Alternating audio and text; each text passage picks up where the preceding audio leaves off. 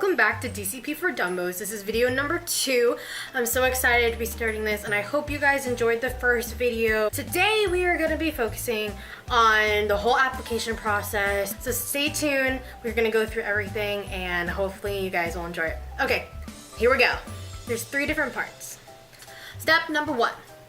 You just put in all your personal information, your school, your job history, as well as some characteristics and job responsibilities that you have, which brings you to the next round or not. Because some people, it's kind of random, they say, but people have found out it's really what you put in during your work history. So this program doesn't have any requirements for you to have a prior job. So I would personally add in your volunteer work if you had any community service, anything like that, even if it's not an actual job. Definitely add it in there just to show your diversity, as well as you can list some job things that you did. So I guess we can get into what submission means and what in progress means. Because this is a big part. After this round, people are either in submission still or they become in progress. So in submission just means it's not necessarily a bad thing or a good thing. The only bad thing about it is because that just means your application has only been submitted. No one has actually read it yet, and you didn't have the certain, it's like an algorithm. The computer automatically, if you've written certain things, then they take you automatically to round number 2. And if you don't have a certain amount of those words, or if they'd rather have a person look over your application, then you're just going to be in submission and waiting until someone gives you that golden ticket and tells you, yes, you have made it through and you can go to round 2. You will be going through the different roles that you might be offered, and you go through each one and you say if you are highly interested, moderately interested, low interest, or no interest at all. I go through a whole nother video just specifically on each role and what they are and stuff, but for the application process, know for sure which roles that you are interested in, and then you get to put in high, moderate, low, or none. But be wary though, if you say any kind of interest, low, moderate, or high, you will be considered for that one.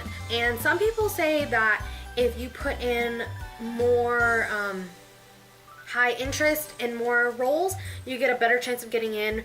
But I don't really see the correlation with that. I guess it's like, you don't want to say high interest for everything, because just because you want to get in, like, you also you will be working there for multiple months. You do want to do something that you kind of want to like, you know. Since you will not be able to look at your preferences again, definitely write them down somewhere, your moderate or your interest. Write down your interest for each one that you've said before, because if you make it to round 3 in the phone interview, they will ask you more about the roles, so you have to know which ones you are thinking about. After you get through round 1, everyone gets the same general thanks for applying email, and they'll say, due to high volumes of applicants, not everyone will get in. That's not a bad thing. Everyone gets that. Don't freak out. Like, it sounds kind of bad, you know. They're like, thanks for applying, but watch out because you might not get accepted. Which, they have to tell you that. It's not a guarantee that you're going to get in, especially since before I said the numbers, it is 40, 50,000 people and only 4,000 or 5,000 get it. After that, definitely check the dashboard. The dashboard is the website where you will apply. I would check in there because then you can see your application process. If you go in, you'll go to view job status. It's gonna look like this.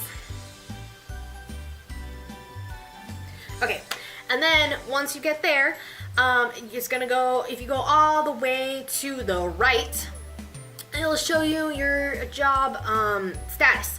It'll tell you either in progress or in submission. Like I said before, you can keep track of that. Round number 2.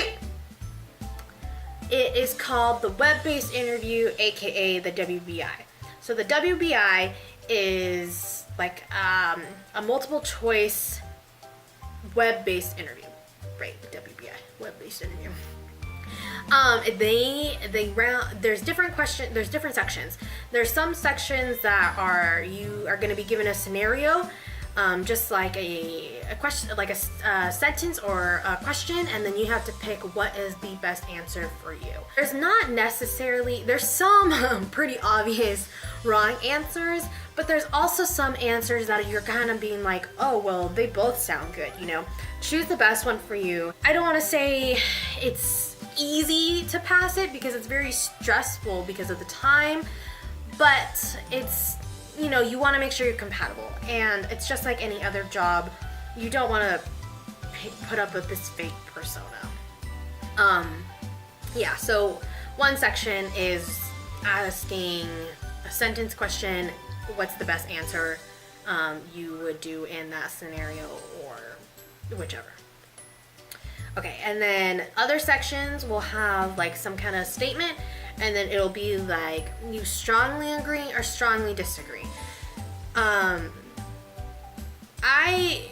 I've heard that Disney likes you to be very decisive. They want you, if you agree with something, you don't just agree, you strongly agree. Some other sections, same thing, they're gonna just be like, if you're like strongly agree or strongly disagree, or that sounds a lot like me, or that doesn't sound a lot like me. These questions kind of trick you a little. They don't mean it to try to get you to fail. They just want you to make sure that you are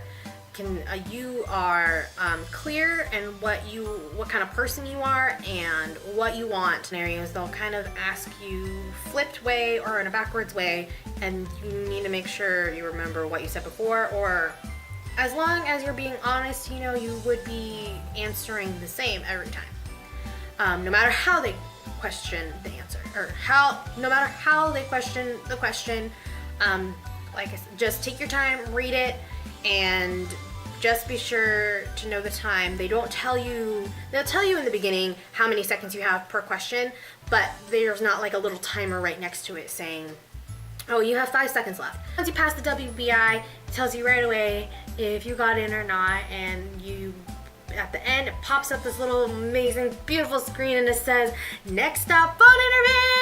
Yay! It's the one that everybody wants to get. Okay, and the phone interview is gonna be the one that really, it's the one that, you know, you get to talk to someone on the phone, and you get to explain yourself instead of just clicking things like, oh yeah, strongly agree, oh, strongly disagree. So here we go, the last part of your application process. Step number 3 is the phone interview. Alrighty, so the phone interview, it's like, people say that it's 20 to 30 minutes. The phone interview, like I said before, if you remembered what your roles were that you said in round 1, they will ask you questions about that. They, pretty much the whole interview is just, they're gonna ask you, first off, like, to verify some of your information, that you are taking classes, you go to the school, like your major, and, or if you've graduated within the last 6 months, all that stuff. And then they're also going to talk to you about Disney look. Some of them ask you what your top 3 are, so have those handy. Some are just going to ask you about the moderate or the high interest ones that you have. They're going to say, oh, so you put an interest in this one. And they're going to give you some kind of scenario, or they're going to ask you why you think you are qualified for that. They're going to ask you just like, what would you do in a certain situation in this role? How would you do this? How would you do that? What would you react to this? Stuff like that. So have those handy. Just think about the roles, look them up. I can explain next video if you want to look at those as well. I'll go into them and talk about what kind of responsibilities there are and what kind of questions they might ask you. So for me, she asked, my last interview, my interviewer asked me about Bippy Boppy Boutique as well as attractions and custodial. And then she asked me what 2 roles does she do. Then she asked me what 2 roles do I think I'm most qualified for. I'm gonna ask you if you're okay with living with other roommates, if you've done it before, what's a problem you've encountered. Same thing with work or something. If you've had a bad customer, how would you deal with that?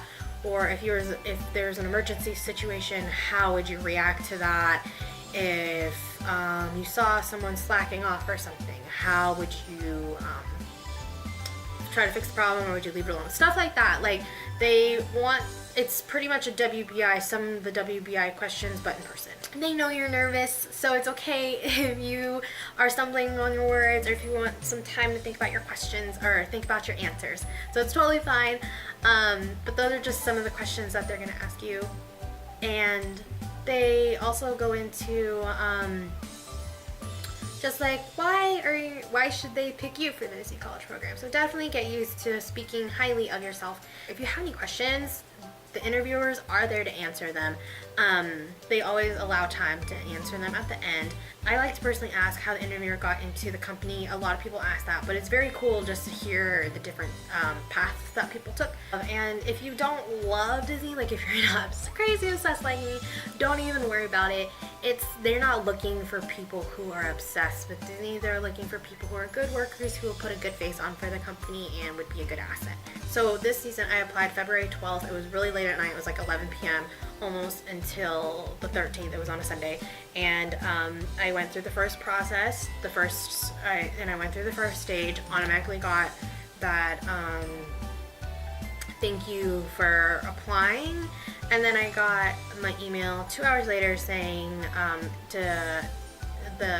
I got the 2 hours later the invitation to take the WBI. Once you get the WBI, it tells you that you have 3 days when they sent the email in order to take it. I took it the next day. I passed. Right away at the end, it says schedule for your phone interview. In my phone interview on the 22nd, there was no other openings. I wanted to do it almost as soon as possible. I did it at 8 a.m. so I wasn't anxious waiting all day for it. And I heard back exactly a week later on March 1st that I got in for attractions at Walt Disney World for the fall program. So it really depends on the person and the applicant as well as the interviewer and who and what notes they write down when you hear back. It's really not, if you hear back in a couple months, that's not a problem because you still got in. And just make sure you're looking at your dashboard that you are still in progress in case you are an LIC. You will get the email eventually, but you get the dashboard one first. So make sure you check that, but don't check it too much. I know lots of people would just keep refreshing, you know, and I'm just like, I can't do that. I freaked out too much. Hopefully you get that acceptance letter and you can join the Disney College program and have an amazing time. So yeah, that's pretty much the whole interview process. Hopefully I answered everything, went through the 3 steps more in depth if you were ever curious about them.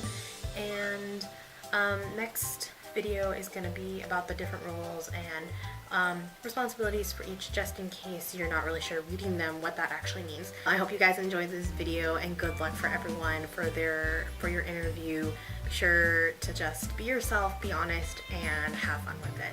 So as always, thanks for watching and I'll see you guys next time. Bye.